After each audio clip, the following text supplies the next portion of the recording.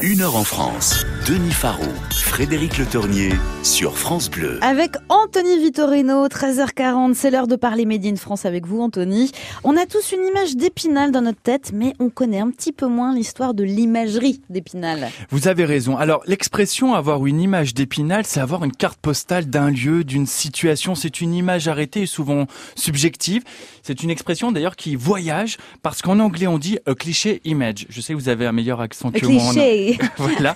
Et nos cousins québécois, eux, sont un petit peu plus poétiques. Au Québec, on dira mettre ses lunettes roses. Mettre ses lunettes roses, voyez, moi je le dis bien en québécois.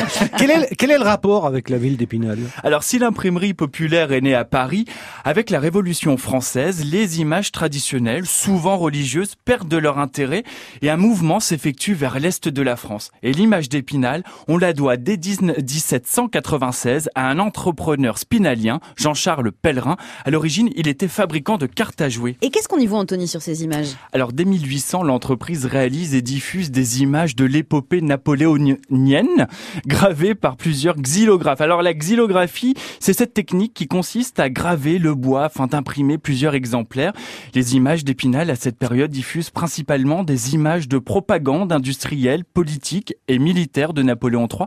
Jean-Charles Pellerin était d'ailleurs le fournisseur officiel de Sa Majesté l'impératrice. D'accord, mais est-ce que cet art se pratiquait uniquement à Épinal ? Alors dans toutes les villes où l'on trouvait des quartiers dominotiers, car ces fabriques d'images utilisaient ce savoir-faire et ces techniques. Alors le quartier dominotier, si vous me le demandez, c'est un métier d'autrefois. Dominotier en un seul mot, dominotier. Exactement. En fait, ils fabriquaient des dominos, pas le jeu, même si le nom vient de là, mais des feuilles de papier ornées de motifs par impression, noir et coloriage. À l'époque, on utilisait ce papier peint pour habiller les pièces secondaires, les garde-robes, les châssis de cheminée, parce que dans les pièces principales, on mettait des décors fastueux avec des boiseries, des fresques peintes. Et pourquoi nous ne connaissons que celle d'Épinal ? Car l'imagerie d'Épinal est la seule qui a su lui donner une dimension industrielle sous le Second Empire et elle reste aujourd'hui la seule qui a survécu et qui continue cette tradition.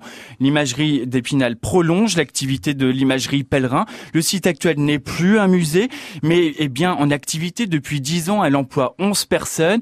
Elle collabore avec une dizaine d'artistes. Et alors pour cet été, sachez qu'elle se diversifie. On va pouvoir avoir un papier peint qui sortira de l'imagerie d'Épinal. C'est quoi votre image d'Épinal à vous, Frédéric ?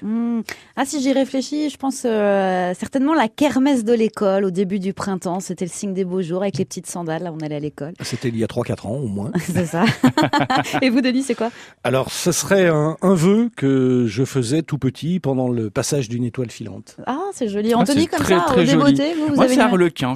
J'ai cette image-là. Harlequin, le théâtre aussi, ces vieilles photographies. Allez, Cherchez chacun chacun a chez la vous sienne, c'est votre sûr. image d'Épinal.